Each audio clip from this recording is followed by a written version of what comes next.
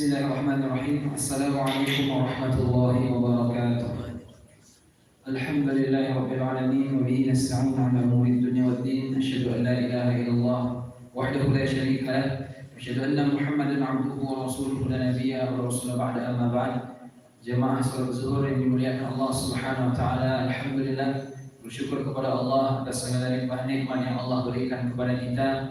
Kita merasakan nikmat aman, kita merasakan nikmat sehat dan ada yang dimakan. Ini nikmat luar biasa dan itu mewakili dunia beserta isinya. Karena dunia ini dikumpulkan kepada seseorang ketika tiga hal dirasakannya. Kata Nabi SAW, "Man asbaha minkum aminan fi sirrihi wa mu'afan fi jasadihi wa 'inda qut yawmihi fa ka'annama hizat lahu dunya wa Tirmidzi." Salam dan salam semoga tercurah kepada Nabi kita Nabi Muhammad SAW. Jemaah salat zuhur yang dimuliakan Allah Subhanahu wa taala, kita tidak bisa mengingkari bahwa anak adalah kebahagiaan.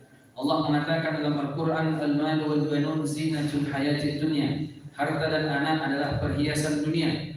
Kalau kita punya anak, kita merasa punya perhiasan. Allah mengatakan dalam ayat lain, kata Allah Subhanahu wa taala, "Zuyyina lin-nasi hubbu syahawat minan nisa' wal banin." Dibuat indah terhadap pandangan manusia kepada wanita dan anak. Anak adalah perhiasan indah kalau dipandang. Cuman hati-hati juga kalau orang sempat dia punya anak tak pas-pas mendidiknya, dia juga bisa akan berubah menjadi fitnah. Sebagaimana Allah katakan, "Inna amwalukum wa auladukum inna min azwajikum wa auladikum aduwwan lakum fahzaruhum." Sesungguhnya anak bisa jadi musuh. Inna amwalukum wa auladukum fitnah. Anak bisa juga jadi fitnah. Tapi kaum muslimin, siapapun dia pengen anaknya menjadi qurrata a'yun. Rabbana hab lana min azwajina wa dzurriyyatina qurrata a'yun. Rabbi hab li minas shalihin. Orang pengen dia punya anak-anak soleh. Pengen aja, cuman berusaha enggak. Makanya kaum muslimin yang dimuliakan Allah Subhanahu wa taala, betapa bahagianya orang kalau dia punya anak soleh. Sebagaimana kita ketika anak pertama lahir, kita foto, kita sampaikan, kita kasih kabar ke orang-orang bahwa anak kita telah lahir. Mesti kalimat yang kita sampaikan di ujung, mudah-mudahan jadi anak soleh. Jadi anak soleh. Kemudian kalau ada orang dia tua meninggal dunia, kemudian diumumkan telah meninggal bapak si fulan umur sekian kemanakan, mudah-mudahan amal soleh diterima. Nabi SAW mengatakan, "Idza matal insan inqata 'amalu illa min thalathin, shadaqatin jariyah, ilmin yantafa'u bihi, wa waladin shalihin lahu." Kata Nabi SAW, kalau manusia meninggal maka putus semua amalnya. Hadis populer di antara kita masyarakat. Yang satu tinggal kalau ternyata dia tetap mengalir, kalau ternyata dia punya sedekah jariah. Yang kedua kalau dia punya ilmu yang bermanfaat. Yang ketiga kalau dia punya anak soleh. Anak soleh yang mendoakan orang tua. Kenapa doa? Karena kata ulama, doa adalah tidak pakai biaya. Kalau anak mau menghadiahkan pahala ke orang tua yang sudah mati, mau pakai makan, butuh biaya. Mau menghadiahkan umroh, butuh biaya. Padahal umroh ada yang 2 juta, ada yang juta ratus, tergantung diskon. Ada juga yang menghadiahkan haji, butuh biaya. Tapi kalau doa tidak butuh biaya. Adab dia wajahnya ke kiblat, cukup sunnah juga, angkat tangan, hadirkan hati, maka sampai langsung ke kuburan. Maka kaum muslimin, tapi di situ anak yang soleh. Kenapa anak? Karena yang mendoakan kita biasanya 3. Satu orang tua, yang kedua pasangan, yang ketiga anak. Kalau bapak-bapak ibu mati nanti, biasanya bapak ibu ini orang tuanya udah mati duluan, ya kan? Jarang anak mati duluan, rata-rata orang tua mati duluan. Jadi kalau bapak mati, orang tua tidak bisa juga mendoakan, tinggal 2, pasangan sama anak. Kadang kalau ternyata suaminya mati, bisa jadi istrinya nikah lagi, lupa dia mungkin. Apalagi kalau ternyata yang mati bininya, mesti laki-lakinya nikah, mungkin dia juga lupa. Tapi bisa jadi dia masih ingat. Tapi kalau lupa bagaimana? Atau misalnya ternyata pasangan kita lebih dulu mati pada kita. Besok tidak ada yang mendoakan kita berarti dari sisi pasangan. Tinggallah anak. Kalau anak ini biasanya agak lama dia mati. Dan orang tua lebih dulu dia mati. Dan kalau pasangan ada mantan istri, ya kan, mantan suami. Tapi kalau anak tidak ada mantan dia. Asal anak ya, kecuali anak zina ya. Kalau anak zina tidak. Anak zina tidak wajib berbakti kepada ayah biologis. Yang wajib dia berbakti kepada ayah yang memang secara syar'i. Karena anak zina dia itu tidak ayahnya dan dia tidak ada kewajiban taat kepada ayah yang itu ayahnya biologis itu tadi. Jadi kaum muslimin yang dimuliakan, anak ini agak lama dia mati biasanya. Dan anak ini tidak pernah lupa sama yang namanya orang tua. Maka kaum muslimin tidak ada disebut sama Nabi yang mendoakan kita itu nanti adalah saudara laki-laki kita, adik kita, abang kita. Tidak, karena mereka juga punya keluarga. Karena kita juga sering mendoakan kan tiga, orang tua kita, pasangan kita, anak kita. Maka kaum muslimin, anaklah harapan terakhir. Itulah menjadi aset. Maka kaum muslimin yang dimuliakan, kenapa anak soleh? Karena hanya anak soleh yang mendoakan. Kalau anak nggak soleh nggak ada. Kalau anak kaya, tidak ada sholat subuh aja narap coba. Nyesal aja nggak ada punya anak.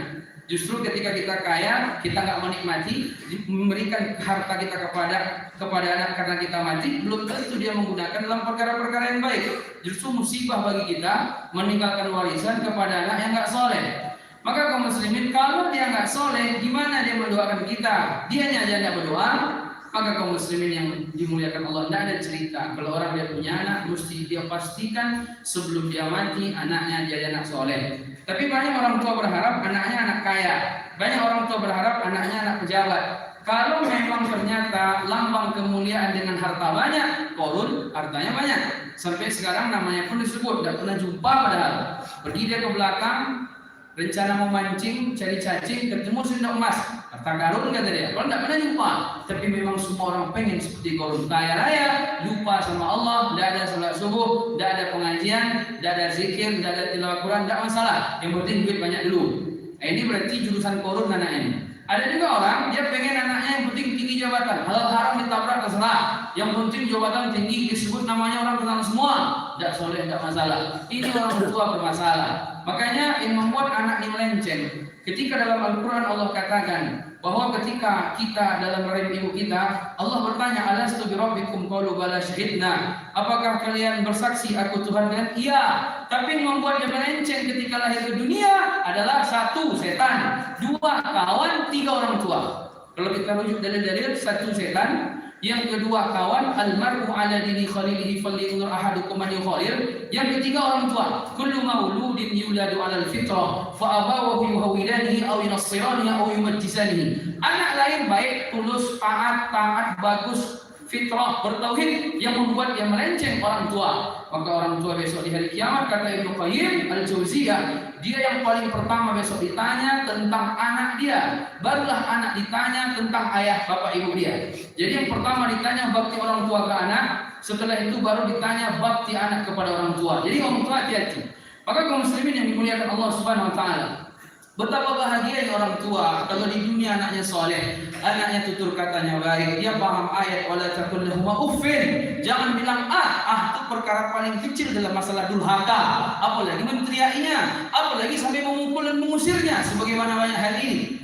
Kemudian kalau bapak ibu mati masuk kuburan, itu nanti doa anak sampai bahagia. Di antara ciri anak yang soleh soleha, ketika ayahnya meninggal dia rutin Rabbi firli zunubi wali walidayya warhamhuma kama rabbayani shaghira. Apakah bapak ibu anaknya rutin membacakan itu kepada bapak ibu? Pastikan, jangan diam-diam aja. Kau ini aku kasih tiap bulan jajan sekian, ada nggak doakan ayah? Tanya sama dia. Jangan diam-diam aja. Oh, usnuzon, tidak bisa. Tanya baik-baik sama dia.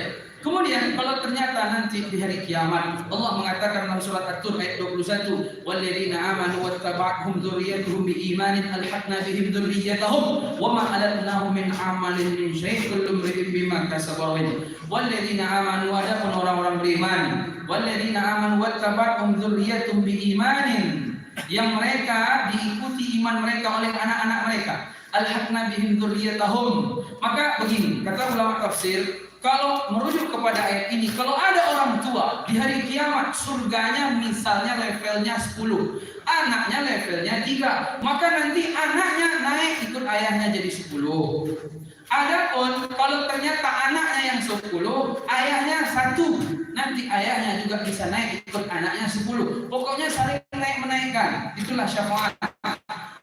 Bapak ibu jemaah, kita ini masuk surga tidak sendiri-sendiri, ini masuk surga berkeluarga. Maka disebut dalam ayat ini zurriyah. Zurriyah itu bisa dari kakek ke anak, ke cucu, ke bawah, ke bawah. Zurriyah itu panjang, ke atas panjang, ke bawah panjang. Maka kaum muslimin, tidak ada anak yang terbaik ketika Bapak Ibu punya anak kecuali anak yang soleh. Kalau soleh dia kaya, alhamdulillah. Kalau nggak kaya nggak apa-apa, yang penting kaya pada keimanan dia. Kalau anak soleh dia pejabat, alhamdulillah. Kalau nggak pun nggak apa-apa, yang penting anak soleh, anak soleh, anak soleh. Bagaimana anak biar jadi soleh? Pertama, Bapak Ibu harus doa. Rabbi habli minas solihin. Rabbana hab lana min azwajina wa dzurriyyatina qurrata a'yun. Doa. Semua apapun pertanyaan biasanya jawabannya doa. Ustaz saya mau hijrah apa? Doa. Ustaz nanti saya mau ini. Doa, doa, doa. Jadi Ustaz kalau setiap ditanya mesti jawaban utama doa. Doa dulu, doa dulu. Biar rezeki halal bagaimana? Doa. Pokoknya doa. Anak sering-sering doa. Bapak Ibu mesti selalu doakannya nih biar anak lulus kuliah nanti dapat kerja sebulan 5 juta. Itu terus doanya. Selalu dunia. Dan harapan kepada anak pun selalu dunia. Dulu ayah selalu makan cabai rawit sama bada ini. Kalian harus sayang tiap hari gitu. Selalu dunia. Dulu ayah dalam kaki, kamu harus punya Fortuner. Selalu dunia. Enggak pernah ayah dulu enggak sholat 8 tahun. Sekarang hijrah taubat. Akhirnya menyesal akan dosa yang masa lalu. Jangan ikuti. Bagus. Jangan selalu dunia, tidak usah diingat-ingatkan. Setan aja diingatkan. Karena setan itu kerjanya ingatkan dunia. Orang tua tidak usah ingatkan dunia lagi. Ingatkan akhirat. Kalau setan tidak pernah ingatkan kita sama akhirat. Setan selalu ingatkan dunia. Maka daripada itu jangan kawan-kawan setan untuk ingat anak perkara dunia. Bukan berarti nggak boleh. Perkara dunia tetap sebenarnya. Wala tansa nasibaka minad dunia. Jangan juga lupa perkara dunia. Tapi jamaah dimuliakan Allah Subhanahu wa taala. Yang paling penting kita doakan anak dan kita sampaikan kepada dia apa harapan-harapan kita. Yang pertama doa. Yang kedua, bagaimana anak biar bisa soleh tadi? Jaga makanan. Biar makanan yang kita berikan kepada kita dan anak-anak kita halal. Makanya Allah katakan dalam Al-Quran, ya alladzina amanu kullu mimma fil ardi halalan thayyiban. Wahai orang beriman, makanlah apa yang ada di muka bumi halal lagi baik. Sekarang anak muda banyak mati. Berarti makannya halal memang tapi nggak baik. Mohon maaf Bapak Ibu, menurut penelitian saya dapat informasi sedikit, sejak banyak kafe, anak-anak muda ke kafe. Yang dimakannya yang macam-macam, yang kopi Vietnam, yang kopi Thailand, kopi Bangladesh, perindapan, macam-macam dimakan oleh. Akhirnya cepat dia kena gula, ya kan? Nah itu, hati, kasihnya air putihnya kasih dia. Habis itu air kampung aja, nanti air putih sesekali. Jadi jamaah yang dimuliakan Allah Subhanahu Wa Taala, anak-anak muda kita umur pendek-pendek sekarang, faktor macam-macam, makanan, stres segala macam. Jadi jamaah yang dimuliakan Allah Subhanahu Wa Taala, kasih dia makan yang halal lagi baik, halal lagi baik. Jadi ada namanya Imam Haramain. Imam Haramain ini Bapak Ibu, beliau ini ulama besar. Dan dia ini kalau ngomong gagap. Ditanya sama jamaah, Ustaz kenapa ngomongnya gagap? Dulu ketika Bapak Ibu saya masih kecil, saya habis disusui ibu saya ditaruh di rumah, kemudian Bapak Ibu saya keluar. Tiba-tiba saya nangis. Di tetangga kami itu ada orang punya budak. Budaknya punya ASI. Karena tidak tega lihat saya menangis terus, disusukannya. Sementara kaidah budak dalam fikih, budak nggak boleh diambil apapun darinya tanpa terlebih dahulu izin dari tuannya.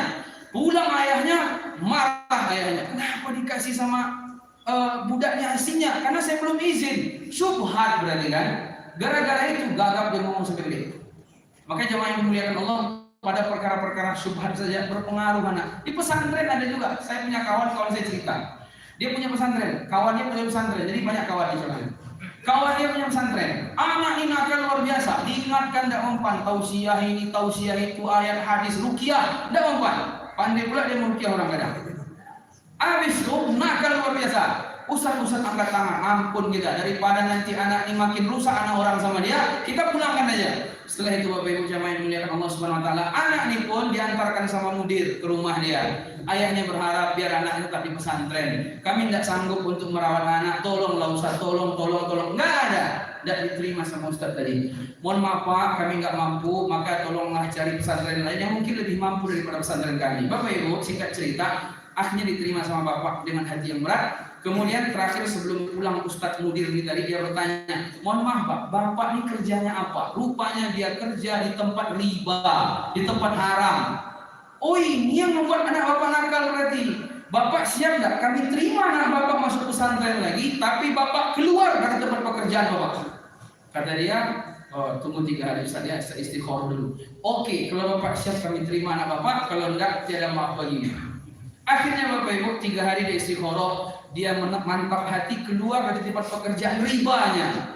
Akhirnya ketika itu anaknya masuk pesantren lagi dan hafiz Quran 30 juz, bagus, mantap, ngajar, berubah dia. Jadi ternyata anak kita mirip-mirip Firaun itu kadang karena ayahnya yang ngasih makan haram, makan riba. Apalagi kita di pasar nih rawan nih, inang kan banyak sekarang nih. Ini haram semua ini, nggak boleh, stop, rusak anak hafiz Quran, tapi dia jual pinjam duit riba dengan modus koperasi, haram ini semua. Dan ini perlu diingatkan sampai ke kampung-kampung sekarang udah, tidak cuma di Aur rumahnya, sampai ke kampung-kampung, sampai ke pelosok, ke Gunung Singgalang tuh. Maka kaum muslimin yang dimuliakan Allah Subhanahu wa taala, jaga makanan, jangan macam-macam ngasih anak. Halal baik, yang halal tidak bermasalah, apalagi baik dengan jamaah yang dimuliakan Allah Subhanahu wa taala. Jadi anak yang soleh itu bahagia gitu. Tapi ini ada data di lapangan, rugi. Ada seorang guru sebuah sekolah menengah atas. Dia bertanya, Jumat itu khutbahnya setelah sholat atau sebelum sholat Isya? Sebelum sholat. Mohon maaf. Khutbah itu sebelum sholat atau setelah sholat? Yang nanya ini anak guru menengah atas. Ada juga salah seorang dosen bahasa Inggris. Dia nanya, saya nggak sholat kalau sedang sakit, karena kalau kena air dingin maka nggak bisa wudhu, saya nggak dosa kan? Ini efek dari pendidikan yang menjadikan anak soleh. Udah dosen S2 berarti kan, pandai bahasa Inggris, tapi untuk ketika sakit nggak ada dia sholat. Kemudian ada juga ini dosen S2, lulusan S2, dia bertanya kalau dia BAK nggak dicuci-cuci langsung wudhu. Jadi Bapak Ibu, ini apa yang mau diinginkan sama anak kayak gini? Sampai S2 bodoh gini tak bisa bonga ini, apa orang tua ini?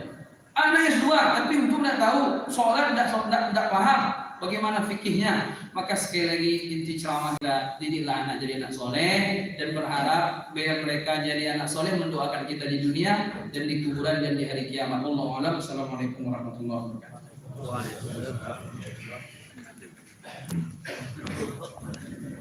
Allahu Akbar, Allahu Akbar.